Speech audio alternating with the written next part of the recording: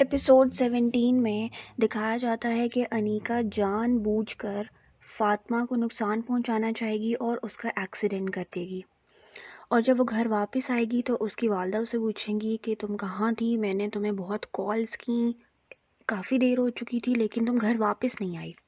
جس پر انیکا کا کہنا ہوگا کہ میں فاطمہ کو مارنے کے لیے گئی تھی اور اس کی قسمت اچھی تھی جس کی وجہ سے وہ بچ گئی، ورنہ میری گاڑی سے وہ کچلی جاتی۔ اس پر اس کی امی کہیں گی کہ تم کیسی بہکی بہکی باتیں کر رہی ہو، مجھے کچھ سمجھ نہیں آ رہا، تم فاطمہ کو کیوں مارنے گئی؟ دوسری طرف مطاہر فاطمہ کو سمجھا رہا ہوگا کہ یہ تمہاری زندگی بھر کا معاملہ ہے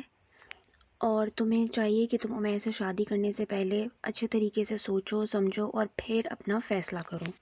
اسی دوران عمیر وہاں پہ پہنچ جائے گا اور وہ مطاہر سے کہے گا کہ تم میری ہونے والی بیوی کو میرے خلاف کیوں بھڑکا رہے ہو؟ مطاہر اسے کہتا ہے کہ میں اسے بھڑکا نہیں رہا، ہمارے بیچ ایسی کوئی معمولی سی بات چل رہی تھی، جس پر عمیر کہتا ہے کہ مجھے تم سے ایک بات پوچھنی ہے کہ کیا تم مجھے بچپن سے ہی یعنی شروع سے ہی اتنا ناپسند کرتے ہو یا پھر اب کسی خاص وجہ سے تم مجھ سے اتنی نفرت کرنے لگ گئے ہو؟ لیکن مطاہر ایز یوزول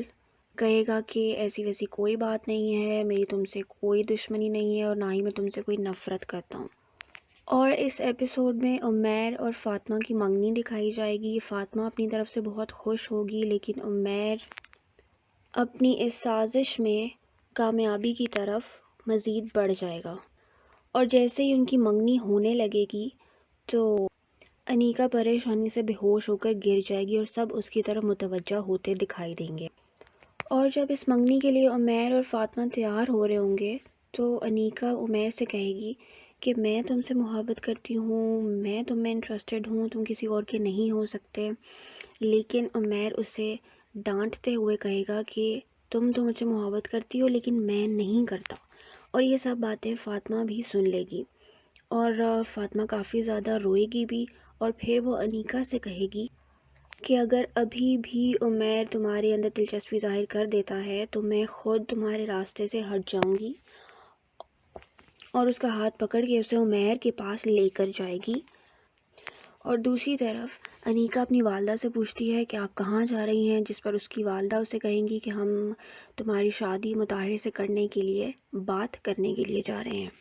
جس پر وہ اسے روکے گی کہ آپ ایسا نہیں کر سکتی، لیکن اس کی امی کہے گی کہ تم میری اکلوتی اولاد ہو اور میں اپنی اکلوتی اولاد کو پاگل ہوتے ہوئے نہیں دیکھ سکتی،